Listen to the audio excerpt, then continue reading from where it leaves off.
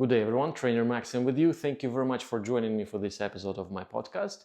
Today we're going to talk about how not to get lost in the fitness world with all its opinions and suggestions on exercises and techniques.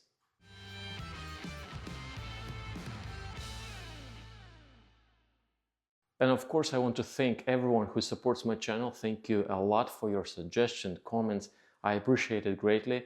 Thank you for your generosity. Super thanks, amazing. And of course, my support angels. Thank you so much. Thank you, everyone. Nowadays, such a great deal of information available online. You go on YouTube and you can hear so many suggestions on that or another exercise or diet, how to program your training, how not to, how to run, how not to run. And it's overwhelming, whom to trust, whom not to trust. In my previous podcast, I was talking about the analytical skill we need to develop in order to base all your decisions and life choices on a solid analysis.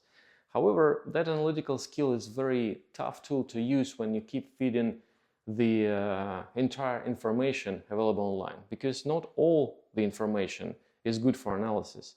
What I mean by this, if we divide that information into 4 simple categories, the first category would be facts, the second, analysis, the third, conclusion, and the fourth, opinion.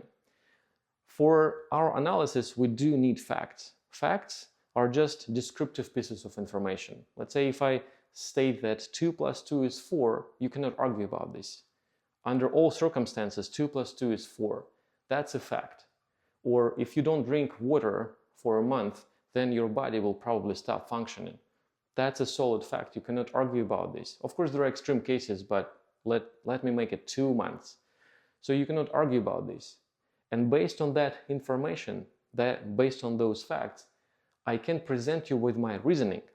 Reasoning is the process where you put those facts together and manipulate the facts in a certain way to come up with the conclusion.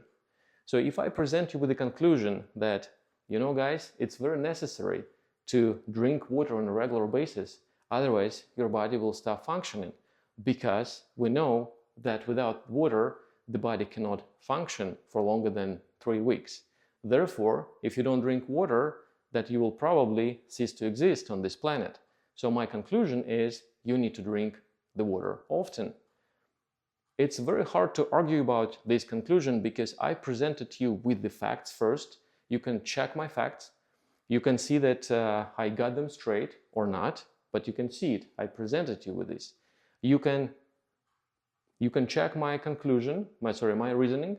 You can see my train of thought. You can have a look into that and see where my reasoning took an unexpected turn or did not.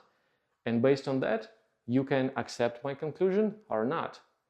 So now I'm giving you an opportunity to judge me, to judge the background of my conclusion, to judge my facts, to judge my reasoning, and to judge my conclusion. Based on that, you decide what to do with this conclusion. If everything makes sense, if 2 plus 2 is 4, and I'm reasoning in this way, and I'm coming up with a conclusion of that kind, and you saw no mistakes, neither in my facts nor in my reasoning, then probably chances are that whatever I say is going to work nicely for you. However, if somebody presents you with a statement of this kind, the blue sky is beautiful. So this is not a conclusion, that's an opinion. The opinion is based on something we don't know about. We don't know about the facts it was based on, we don't know about the train of thoughts it was used to obtain. We don't know anything of this. And besides, the blue sky is great, is very subjective. It's based on somebody's sentiments, feelings. Some people might appreciate gray skies or any other color of the sky. However, that's an opinion. See, when somebody is telling you that doing push-ups with the arms flared a little bit is good for you, that's just an opinion, because that was not sustained by any facts, by any reasoning. The person who said that did not present you with the background upon which that opinion was formed. So now you have no opportunity to check the facts, you have no opportunity to check the reasoning, and you have only one choice. You can either trust it or dismiss it. And here where it's becoming tricky. We typically trust that opinion if it's coming from the position of authority. Let's say if that statement about the push-ups and the elbows was made by an Olympic athlete, you would probably trust that opinion and will attempt to try it in your training. However, if the same opinion is coming from a guy who is teaching from a basement of his house somewhere in Halifax, you'll probably dismiss it. Well, turns out that even if an opinion is coming from an Olympic athlete, it doesn't mean that it's good for you. Because again, that Olympic athlete did not provide you with the piece of information, with facts, did not provide you with reasoning. So that person did not give you an opportunity to test those facts and to test that logic on your case, given your data, given your circumstances, given your physical conditions. And now you just gambled with your time just to see that, turns out that it did not work out for me. And yeah, chances are that that opinion was formed under different circumstances by operating facts that would not work for your case. And that's how you wasted your time, essentially, 3 months. On the other case, if that simple guy who is teaching from a basement of his house presents you with the facts, saying that, okay guys, the structure of the shoulder joint is the following. The muscles of the pectoralis major are attached on the upper arm and on the chest. Any muscle pulls to its middle, so the angle of the pull of that muscle such and such. Therefore, given the fact that other muscles stabilize on the shoulders, when you do the push-ups, your elbows will be naturally kept apart due to the biomechanics of the joints.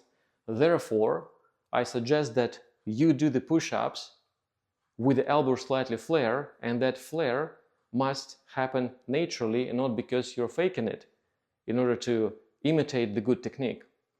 So now that guy who teaches from a basement of his house presented you with the facts on the structure of the joint, presented you with the facts on the attachment points, presented you with the facts of how those muscles pull, presented you with the reasoning. Such and such plus such and such means that. So now you have a luxury, not a luxury, an opportunity to look into the facts and say, yeah, he got everything right. Now you can look into the reasoning and say, yes, he reasoned correctly, everything makes sense. Now, my conclusion, my analysis of this presented as a conclusion is telling you to do the push-ups with the elbows wide. Chances are that it will work nicely for you, and you won't have to gamble with your time in order to try it out. Because a lot of times we gamble when we take all the information for granted, even if it's coming from a place of great authority. So I would encourage you to ask for an additional information from anybody who is just presenting you with an opinion. If somebody is saying that if you do the dips with the elbows close to the body, is good for your health, is good for your shoulders, and that's it, well, ask why. How that guy, how that girl, how the trainer came up with this conclusion, based on which facts, based on what reasonings. Because often we can get the facts straight, but the analysis, the conclusion is lame.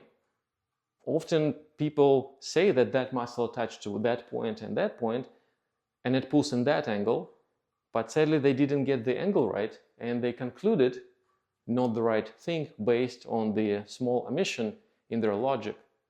So it's very important when you're dealing with all the information available online, on all those techniques and exercises and anything else, not to take it for granted, but clarify based on what information, based on what reasoning. Show me the train of thoughts you used to come up with this idea, with this suggestion. So when you're presented with those two components, the facts and reasoning, only then you can decide whether to follow that conclusion or opinion. However, opinion cannot be opinion if it's substantiated by the facts and reasoning. Now it's a conclusion. If if you did not find any logical errors or factual errors in those two components, you can decide whether to follow this conclusion and try it out or not. And that's how you navigate all the information available online. So you just need to simply segregate the information into those 4 categories and know that for your analysis, opinions are no use. And sadly, 80% of the information online is opinions. Against the opinion, you cannot argue because you don't know what you're arguing against. The sky is blue based on what? And if you don't know the facts, if you don't know the train of thoughts, the reasoning process, you cannot really argue. You just have a choice either to accept it or dismiss it. If you accept it, you gamble with your time. It might not work for you because, again, you were kept in the dark about all the facts and reasoning. So if you segregate that information, you will see that only 20% of the information can be analyzed online. And if you feed that information to your analytical machine, to your brain, it will be much easier to come up and see the right solution for your future action. And that's how we're not getting lost online or anywhere else. We segregate the information, divide and conquer, analyze that information, and make a decision based on factual data, based on logical, correct analysis, and maybe based a little bit on the authority and the feedback from other people. And that's how we do this. That is it for today. Thank you very much for being with me. I hope you found it useful. Let me know, please. But now go enjoy your day. Thank you very much. Trainer Maxim with you. I'll see you in my next episode. Bye-bye.